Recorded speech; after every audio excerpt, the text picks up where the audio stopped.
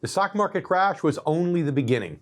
Millions lost their savings during the Great Depression, but what hurt most was losing their jobs. So how does today's unemployment crisis compare, and what does it mean for the economy going forward? It's that time again, time to tune out the hype and focus on the facts. Facts that matter to you, the income generation. Let's get started. Get ready to separate reality from myth. Joining me right now is Sound Income Strategies founder and CEO David Scranton. They've created a new type of inflation, and although markets have always been an emotional place, they seem to be even more of an emotional place these days. Jeffrey Small, market watcher, is with me. Stock market dynamic is getting ready to significantly change. So let's bring in our co-host, Jeff Small, president of Arbor Financial Services, and also the brand ambassador for the Retirement Income Store.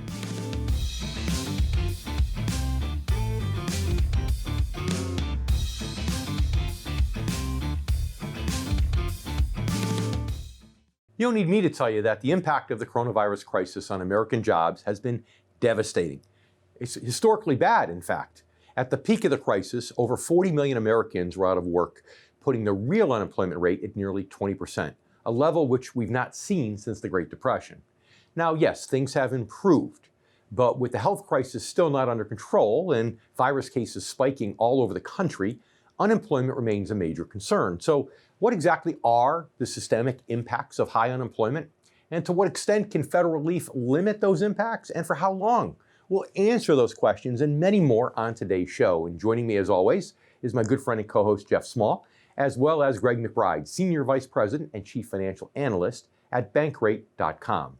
But before we bring out Jeff, let's talk about why the unemployment rate is such an important linchpin in a healthy economy. And let's also discuss what happens when that pin is pulled. The widespread effects of high unemployment are not hard to understand, nor is the importance of a strong employment rate in a consumer-based economy. An unemployment rate around 4 to 6% or so is considered a good rate. Anytime the unemployment rate enters double digits, it's a cause for concern for individuals, for families, for the economy, and as well as for many other aspects of society. See, when a person loses his or her job, that person loses their primary source of income. There's often an immediate impact on their standard of living. And even worse, before the Great Recession, the average savings rate for Americans had been drifting down towards zero, and often below that when you consider personal debt.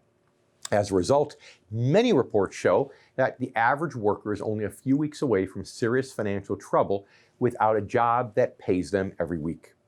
Even for those eligible for unemployment benefits, those benefits often replace just 50% or less of their regular income. And that's largely why the first round of congressional relief in this crisis included enhanced unemployment benefits of an additional $600 per week. The goal was to help laid-off workers continue paying their bills and pumping money back into the economy. However, even with the enhanced benefits, the U.S. economy still shrank by a record annualized rate, now get this, of 32.9% in the second quarter of 2020. Then on July 31st, the enhanced benefits ended with no approved plan in place. I'll talk more about this coming up in just a bit. The economic consequences of unemployment actually go beyond just reduced consumer spending. Many people will turn their retirement savings and actually withdraw from those funds to try to make up for lost income. And this can also have major long-term impacts on the economy. Prolonged unemployment can lead to an erosion of skills, robbing the economy of otherwise useful talent. It can also lead to depression, worsen physical health, and shorten lifespans. Studies have also shown that long periods of unemployment correlate to less volunteerism and higher crime. So while the crime rate overall has been declining during the pandemic, more recent studies have shown a troubling increase in shootings and murders. Here's the bottom line. High unemployment is bad in a variety of ways and for a variety of reasons. So what can be done to limit some of these bad outcomes and to get us back to a so-called good unemployment rate? We'll be talking about that coming up in just a moment. Right now, it's time to bring in my good friend and co-host, Jeff Small, president of Arbor Financial Services, a retirement income store located in Melbourne, Florida. Jeff, of course, is also our very own brand ambassador of the Retirement Income Store and Amazon best-selling author of the book, Turning Financial Planning Right Side Up. So, Jeff, I guess the $64,000 question is, where are we going from here with these crazy unemployment rates, right?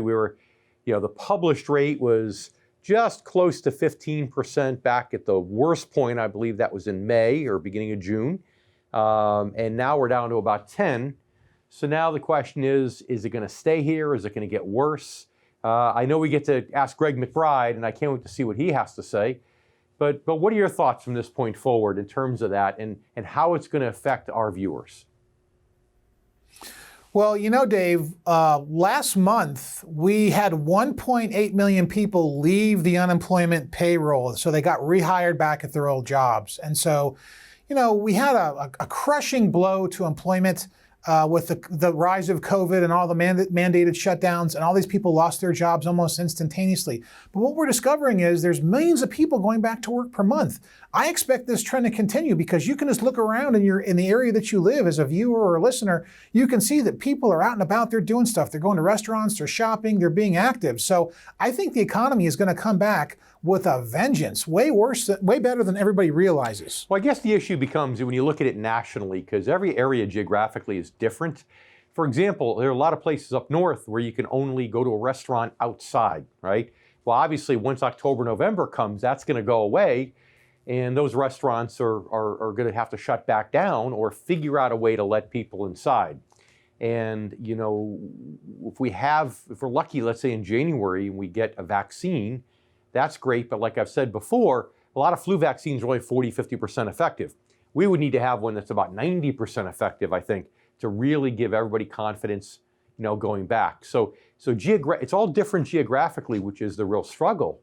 And ultimately, some of the industries that have gone away or that have reduced, where they've had a lot of layoffs and maybe they haven't all come back, some of those industries may not apply to our income generation members as much. But you're probably experiencing like I've seen too. I get conversations every week with somebody who either talks about retiring early due to these concerns or was forced into retirement. And if you're 60 years old and you're looking for a job, it's not as easy to get hired as it was when you were 40, right? No, it's really difficult. We've had a flurry of people come through that says, listen, I've gotten laid off or I'm furloughed now. And now I've got to move into my retirement phase 1 stage and figure out what I'm going to do to retire. And so it's going to be really impossible. If you've got a job, it's priceless right now because it's going to be really hard to get rehired, especially, if you're in the late stages of your career and a few years from retirement. I mean, who's going to hire you? And the stalemate we're seeing right now in Congress isn't really helping because at the end of the day, people need to feel comfortable in order to spend money. And if business owners aren't comfortable because there's no commitment for a next round of PPP.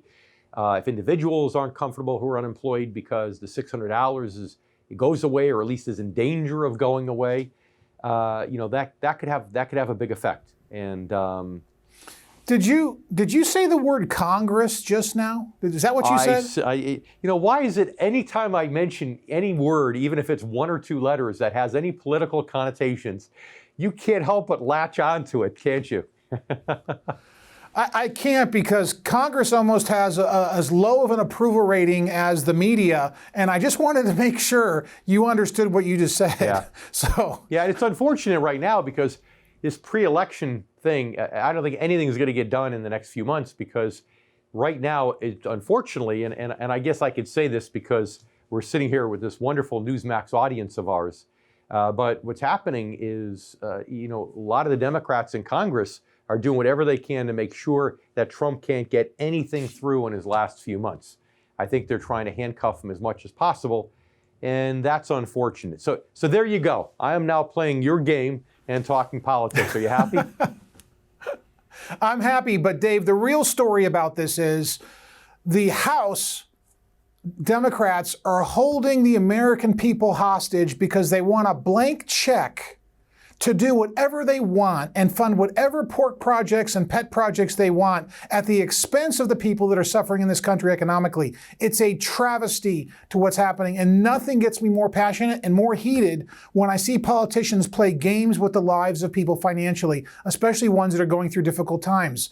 And we all see it. And we all sense it. And it doesn't matter if you're a Democrat, an independent, or Republican. We can see the games they're playing. And that needs to end. They need to once and for all do the right thing and not turn the stimulus into their pet pork projects. Yeah. That's right, because essentially, like you said, they're not holding Trump hostage. They're basically holding the American people hostage. And, the struggle there is that, our viewers, our income generation members, our listeners, are at a vulnerable time because, as you know, with this thing that we analysts call sequence of returns, when it comes to your investments, it's the 10 years leading up to retirement and the first 10 years into retirement that are the most important years not to make any mistakes with your money. So all of a sudden, if somebody thinks they're about 10 years out and there's no rush, and boom, with a snap of a finger, they lose a job and 10 years goes to zero between now and retirement, not only are they going to retire with less money, but now they actually have to scramble to rejigger their portfolio. I've had lots of meetings. I have had a meeting just last week about that, same kind of thing, where now we're scrambling to move everything around. And fortunately, the markets are up, it's okay. But if the stock market happened to be down and this happened, it would be devastating for these people. It would be absolutely devastating, and you're exactly right. People are coming in saying, look, I'm being furloughed, or I'm retired now, or they got a 1-year severance package. Now I've got to move into my first phase of retirement. And so those folks are saying, you know what? I don't have any money to put at risk right now because I can't play the recovery game. I'm not going back to work. And so you're exactly right. Even though the markets seem to be moving in the right direction, but they still can't afford it, even in a bullish short-term time frame, because we know we're just one bad headline away, one bad FDA trial or clinical trial on the vaccine, and what happens? The market implodes. Well, I can't wait to ask Greg McBride about this, to see what his thoughts are with the unemployment and so on. All right, Jeff, we need to take a quick commercial break. So you stay with us. We'll be back here in a moment on the income generation. I'm David Scranton. I'm with Jeff Small, and we'll be right back.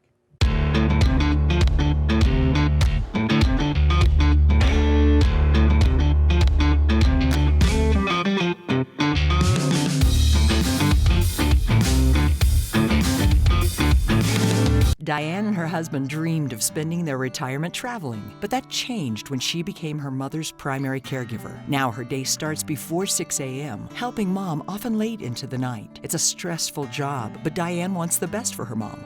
Sound familiar? We thought so too. Caregiving can take a toll on your family, but the Retirement Income Store is here to help. Call 1-888-888-4176 to find out how the Retirement Income Store can help you achieve financial empowerment during retirement. I'm David Scranton. As we reopen the economy, a renaissance has begun in the world of investing. If you or your advisor are not prepared for the new corona economy, you could be left behind. You don't have to cross your fingers and toes hoping for growth in this unpredictable stock market. There is a more conservative way, and that is to invest for income without all the stock market risk. Call the Retirement Income Store today at 866-853-7209 for your free retirement income kit. Call 866-853-7209 now. For behind-the-scenes photos, retirement planning tips, and upcoming giveaways, follow the Income Generation Show on Facebook. And don't forget to subscribe to our YouTube channel to watch video clips, guest interviews, and to catch up on past episodes.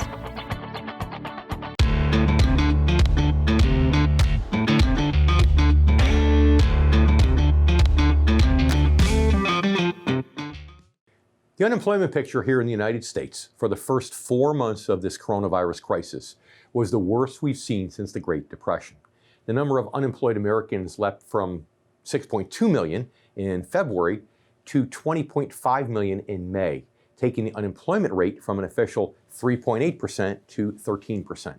Unfortunately, things got worse from there. By June 20th, nearly 33 million Americans were getting jobless benefits, about 5 times the number receiving them at the peak of the Great Recession.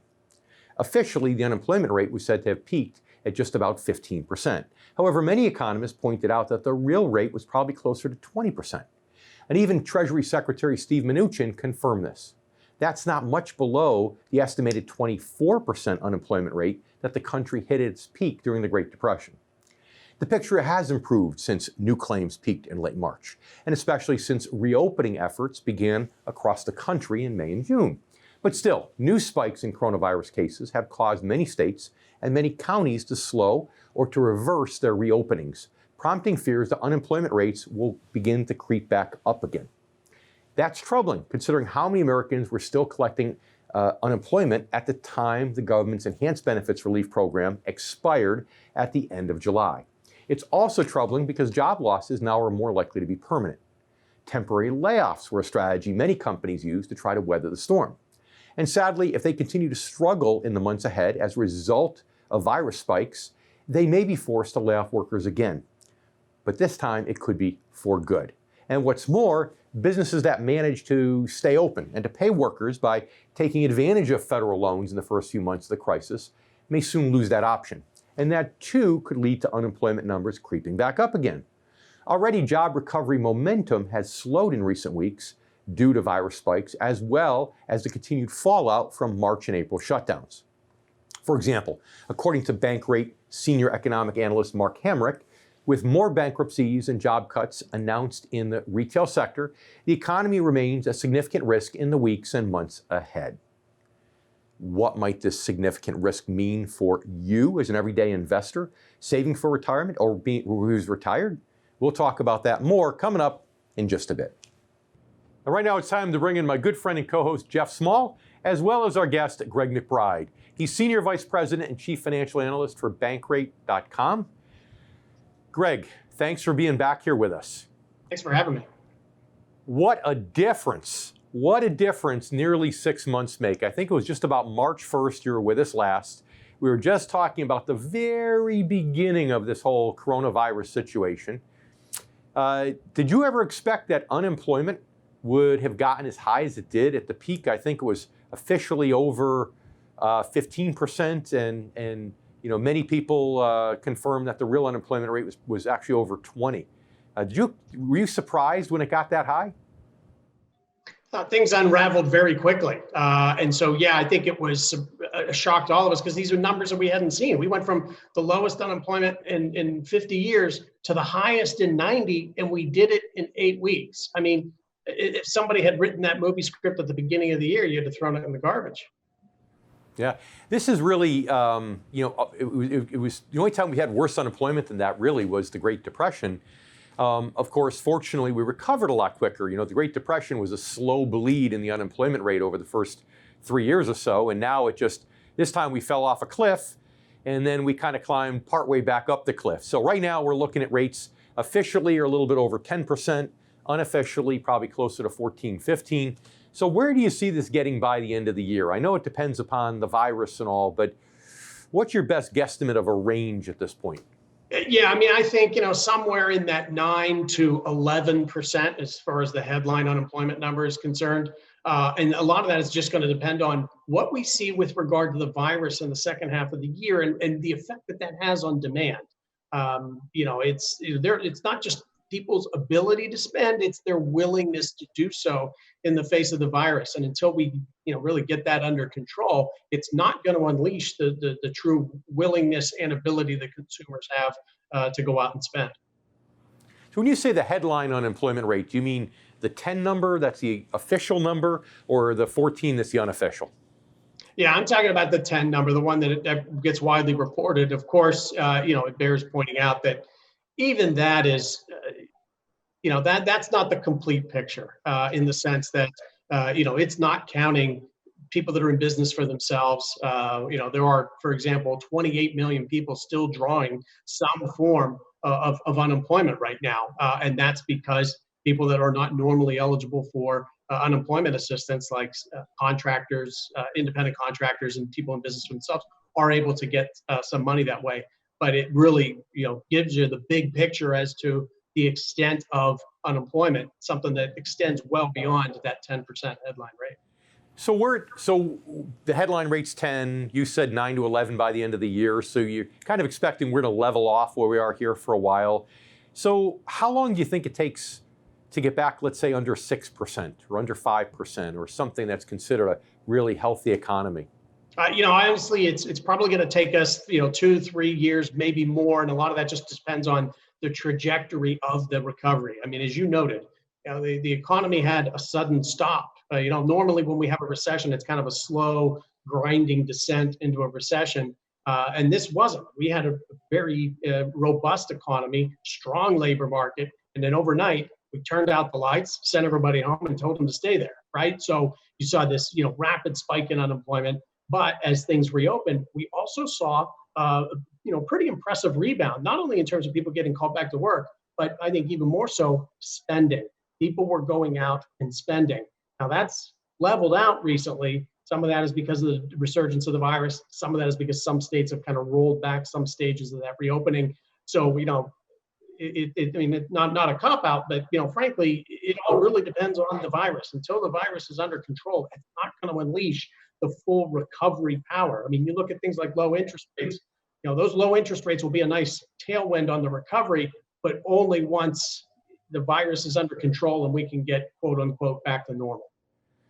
Well, it's funny you mentioned the confidence, and unfortunately, Congress having gone on recess without having settled the additional unemployment payment, I don't think it's doing very much at all for people's confidence and willingness to go out and spend. So that's another obviously moving part.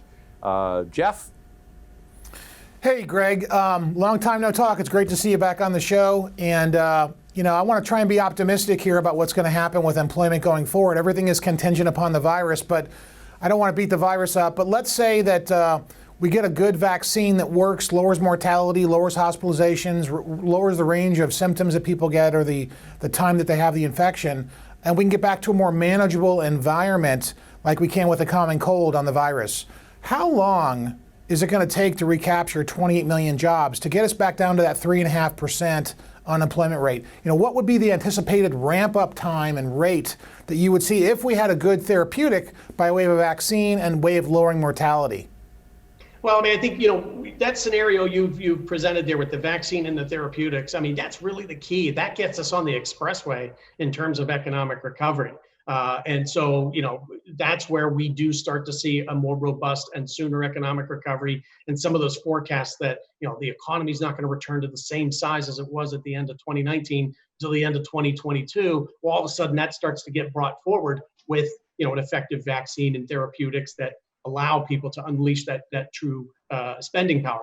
However, that 3.5% unemployment, I don't think it's healthy for us to anchor to that number, because even then it was the lowest in 50 years. So it's not like that's the natural rate of unemployment necessarily. It was 50 years since we'd last been that low. For us to get back to that level, coming off of such an elevated level of unemployment, I just don't think that that's likely to materialize in the next 4 or 5 years. Well, so you said for 4 to 5 years? You think it'll take us 4 to 5 years to reemploy and get us back down to, let's say, the Fed's perfect range is 4.5 to 3.5? You think it'll take 4 or 5 years? Is that what I hear you saying, Greg? Yeah, I think to get below that 4.5% mark it's going to take at least 4 years, if even that. I think you will see more material moves, as we've already seen. You'll see that continue, but then once you get down below 6, below 5, that's where the progress becomes tougher sledding. And so I don't think it's healthy to anchor to that 3.5% unemployment. We can take a quick commercial break. We'll be back in a moment, and you stay with us. We'll be back here with more from Greg McBride right here on The Income Generation. We'll be right back.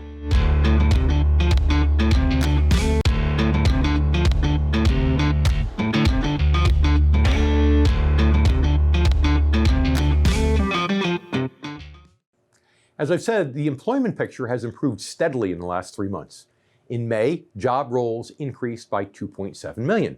In June, they increased by 4.8 million, and July by 1.8. And this according to the Bureau of Labor Statistics. Now, as I also noted, the slowdown of job growth momentum in July was likely due to a resurgence in coronavirus cases. But also, because so many jobs were lost in March and April, the unemployment rate still remains at 10.2% officially, still higher than it was during the worst of the Great Recession. Unofficially, the Labor Department says the current rate is actually closer to 14%. And not surprisingly, the biggest job recovery has occurred in the leisure and hospitality industries, specifically bars and restaurants, which are among the businesses hardest hit by social distancing rules and by these stay-at-home orders. So even with the recent gains, this sector still remains down by over 2.5 million jobs since February. and that number could grow again depending upon whether virus spikes increase or decline in the coming months. Here's the bottom line. With the unemployment crisis, although it's improved, it will remain a major source of concern and uncertainty until this COVID-19 health crisis is brought under better control. And for that to happen, cases will have to start declining uniformly across the country, to the extent that a majority of people begin feeling comfortable doing all the things that they used to do, including things like traveling, going to indoor bars and restaurants, attending concerts and sporting events, and the list goes on. And that probably won't happen without the help of an effective vaccine, which isn't likely to be available until maybe January at the earliest. And as many analysts have pointed out, it may never fully happen. You know, a new normal is likely to emerge at the end of all this, with many Americans preferring to continue doing more activities virtually now that they've actually grown accustomed to it. So here's the good news. This has created new job opportunities in certain areas like information technology, in-home services, warehousing and delivery, and other fields that have actually benefited from the crisis. And this trend will probably continue well into 2021. However, will these new jobs be enough to replace those ultimately lost due to the pandemic? And can the economy hang on without sinking further into this new normal until the new normal actually comes into fruition? We'll talk about that more coming up in just a bit. And now it's time to bring back my good friend and co-host Jeff Small, as well as a good friend of the income generation, Greg McBride, Senior Vice President and Chief Financial Analyst for Bankrate.com. So Jeff, you were on a roll there. I'm going to hand it right back to you. Thanks, Dave. So Greg, I don't want to get political on you because we're apolitical. We're supposed to be apolitical here sometimes. That means he's about to get political, by the way, in case you're wondering. That's right. Well, listen, I want to focus for a second on the congressional stalemate and what the impact of that is on unemployment benefits. We know in 2008 when we had the credit crisis, they extended benefits for a year beyond the normal limitations of unemployment benefits. And there's no doubt people need support. But, you know, where do you see the end in support? I mean, Trump had to do an executive order to get the states to coincide with him, and he was going to add $300-400 a week. The states were going to make up the difference. But now he's being held hostage by Congress people. And so where do you see that ending up? And you know, because the important thing is we've got to help the American people. We've got to help people that are unemployed in this crisis.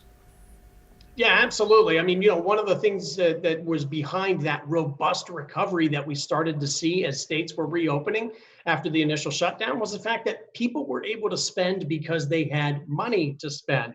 And if you take away some of that money, or even the threat of it, it really impacts not only people's ability to spend, but their willingness to do so. And so right now, there are tens of millions of Americans that, you know, they have seen a significant drop off in what they were receiving.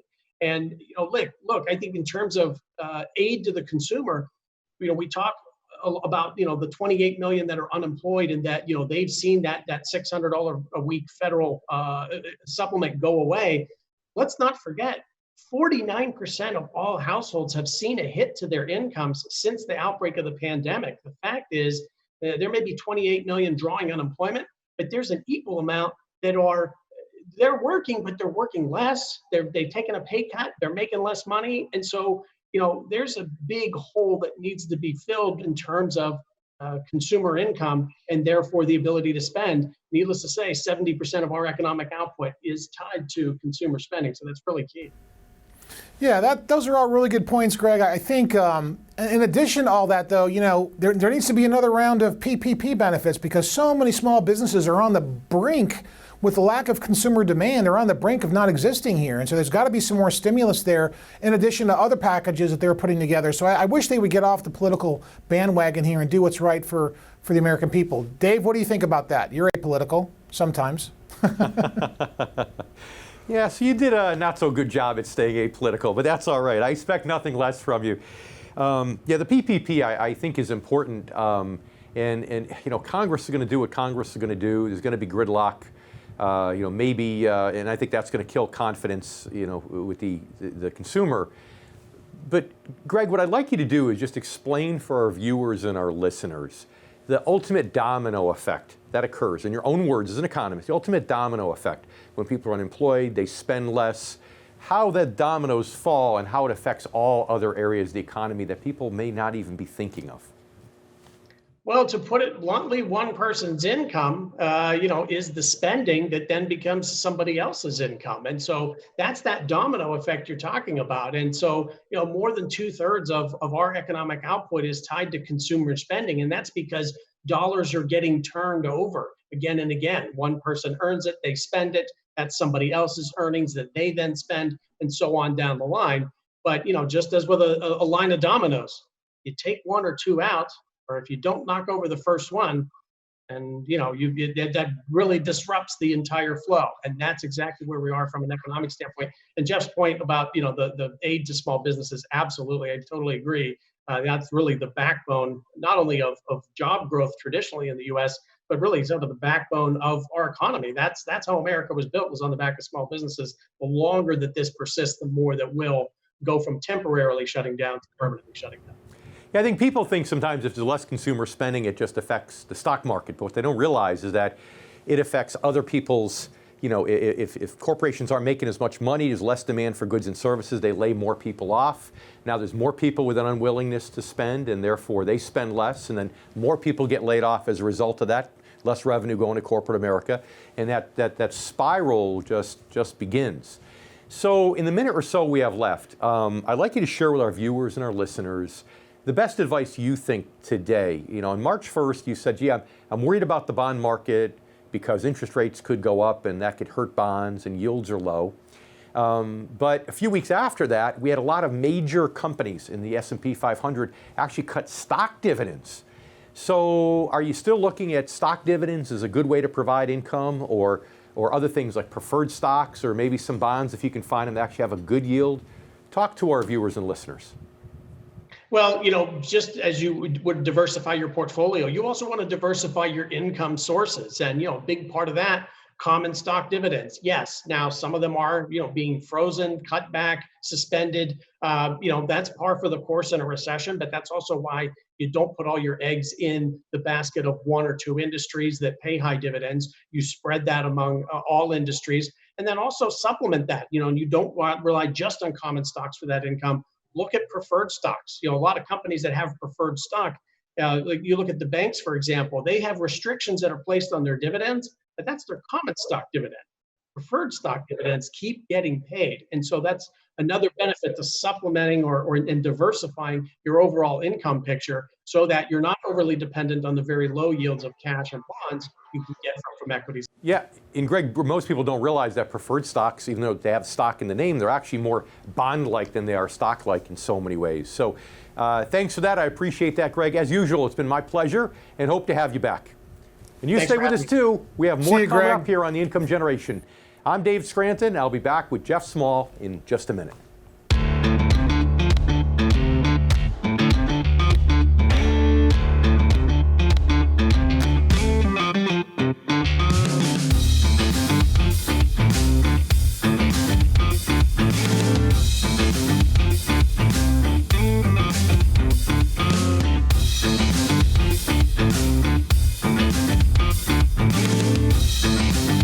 The Income Generation is now available on YouTube. Subscribe to The Income Generation so you never miss a show. You can watch all your favorite episodes now in one place, as well as catch up with your favorite financial guests. Subscribe now to The Income Generation, only on YouTube.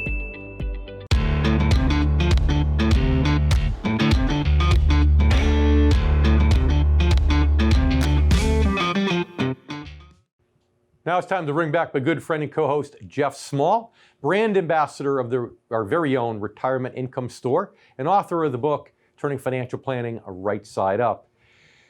So Jeff, as usual, Greg McBride never disappoints, always has some great words of wisdom. And it's interesting, because I talked about the slow bleed in the economy, where normally the unemployment rate, like during the Depression, took like 3 years to get really bad, and it took the stock market 3 years to bleed down. But yet this time it happened so fast and recovered so fast. So with that, were you surprised to hear him say that he's not expecting any recovery really in the unemployment rate between now and the end of the year, and it might be 4 or 5 years before it gets back to pre-COVID? No, I've been searching for somebody of his substance and stature in the world of economics, being the chief economist at Bankrate, to tell us what is going on, how long is it going to take us to recover all the jobs that we've lost. And that scenario, Dave, was even if we had a good combination with a good therapeutic as well as a good vaccine to combine those two, that got us back to where we were prior to March of this year in terms of the inertia in the economy. And so he's saying 4 to 5 years before we can recapture the jobs that we've lost. And I suspect that it would take longer. I think he might be a little short in that time frame. Yeah. Well, you could be right. I mean, here's the problem. I mean, there's the stated numbers and then there's the actual numbers. And our viewers, our listeners that are part of the income generation, as I said before, are the ones that might not be able to get reemployed. They usually command a higher income. They're older employees, if you will. Many late 50s or in the 60s. And as a result, they're just going to fall off the statistics. So what I see happening is the government coming back in a shorter period of time saying everything's good because all those people that are discouraged workers that are forced into retirement 5 or 10 years early aren't part of the statistic anymore. And that's really, to me, that's a bigger concern because that's our audience. Yeah, no, that's a huge concern. The second biggest concern I thought, though, that we covered with Greg was he touched on the how important small businesses are, and that small businesses are really the backbone. 2/3 of the economy is small businesses, and so we really need to make sure that small businesses get in there and get some support, but they can't right now because their PPP money has run out from the first round of the stimulus. The PPP shut down already. You can't get any money out of it. And Congress is sitting on their hands, playing politics and playing games and favoritism for their own little pet projects. And so, we need that stimulus back in play. These small business owners do, so they can keep afloat until we can get through this mess. Yep, I agree. Congress is definitely holding our income generation, our beloved income generation friends hostage, as you said before in the show. But small business, but even big business, the stock market has fully recovered as of now. The S&P's back up, but it's kind of misleading because it's being led by all the FANG stocks, the big tech stocks, whereas most of the other stocks are still underwater. And we had that slow bleed in employment. It took 3 years during the Depression, 4 years actually, for the market to hit its peak loss with a 90%, or nearly a 90% drop in the stock market. During the Great Recession, it took about 1.5 years to get down to peak loss of 60%. So with that, it's always concerning that can that loss continue, which is why I was glad to hear Greg change. When we talked to him in March, he said, I like stocks for income for retirees, be in common stocks that pay dividends.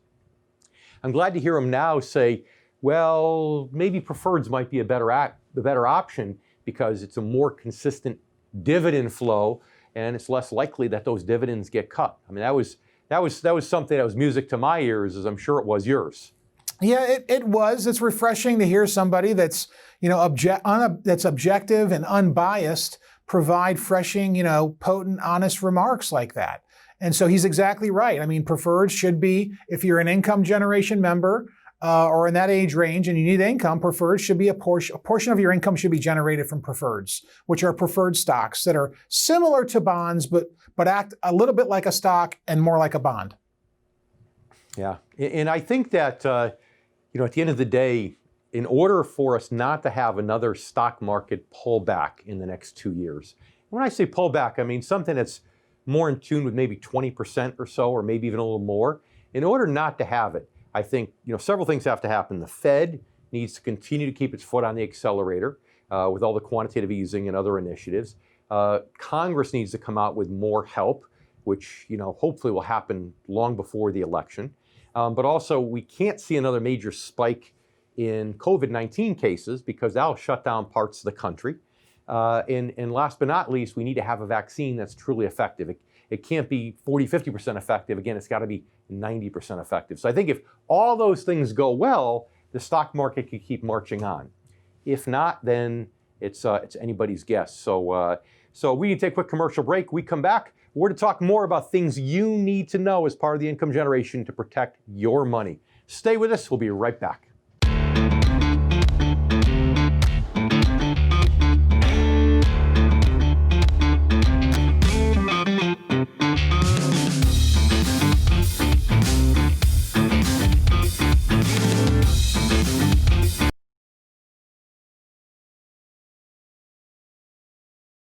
Welcome back to The Income Generation. I'm David Scranton, and here with my good friend and co-host, Jeff Small. So Jeff, how do we sort this out for our viewers and our listeners? You know, common stocks that pay high dividends have one benefit, that over time, we hope those dividends actually go up.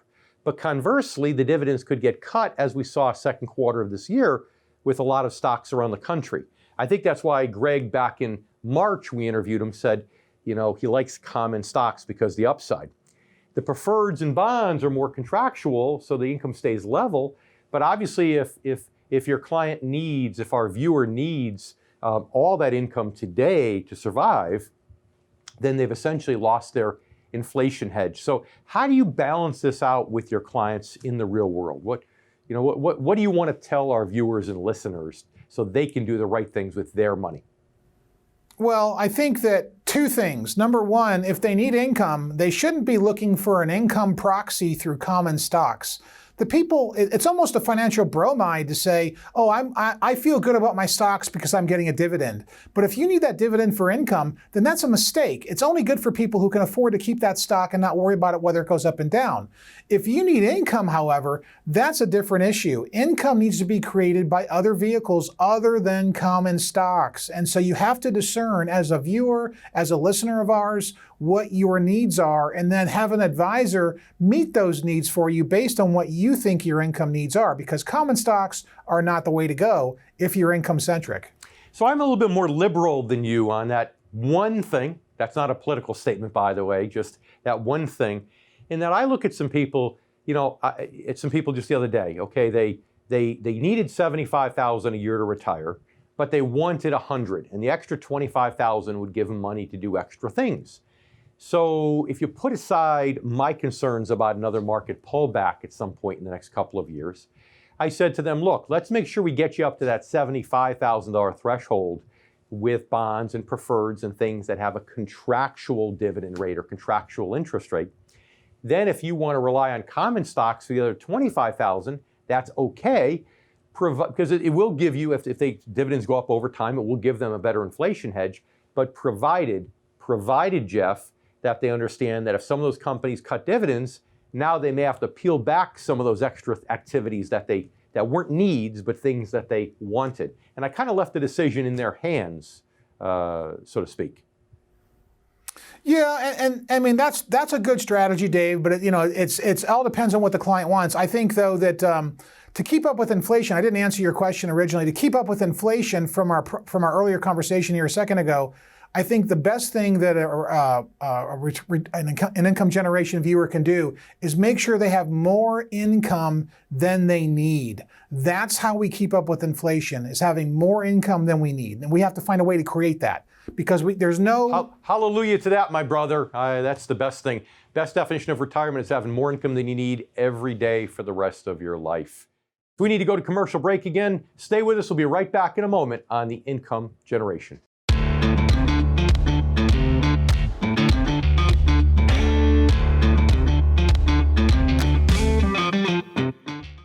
I'd like to thank my guest, Greg McBride, and also my good friend and co-host, Jeff Small, for joining me today on The Income Generation. I also want to thank you, our new and returning viewers. As we've discussed on other recent shows, many of those directly affected by job loss during this crisis have been older workers, either currently at or rapidly approaching retirement age. And for many, it's meant re-examining your retirement plan and some of the major questions and decisions involved in it. Questions such as, when should you retire? When should you start taking Social Security benefits? Will you have enough income to meet your needs and goals? However, even if you're already retired or your own job hasn't been affected by the pandemic, be aware that the economic repercussions of high unemployment could still have major impacts on your retirement strategy as well. You may need to revisit and revise some of your own decisions with the help of the right advisor. Is your portfolio as prepared as it should be against the risks of spend down and market volatility? Is it allocated in the best way possible for taking required minimum distributions? Is it properly aligned with your ideal Social Security strategy? Are there financial opportunities emerging in the new Corona economy that you might be able to take advantage of? And most importantly, are you confident that you have a strategy designed to provide peace of mind and reliable income for up to 30 years or more of retirement, regardless of market conditions? Well, if you're a regular viewer, you know that's exactly what a plan geared specifically toward retirement income is designed to do, along with providing opportunities for organic portfolio growth through strategic reinvestment. You also know that a financial advisor who specializes in income is uniquely qualified to help you create and to maintain such a plan for yourself. As always, stay safe and thanks for watching. If you're close to or in retirement and you're concerned about your money, it's essential that you stay informed and up to date. And as you know, right here is where you can do it on the Income Generation. I'm David Scranton, and we'll see you next week. Hi, I'm David Scranton. As we reopen America during these difficult times, we're all practicing social distancing. But at the Retirement Income Store, we're also practicing stock market distancing. You don't have to cross your fingers and toes hoping for growth in this unpredictable market. There is a more conservative way, and that's to invest for income without all the stock market risk. Call the Retirement Income Store today at 888-888-4176 for your free Retirement Income Kit. Call 888-888-4176 now.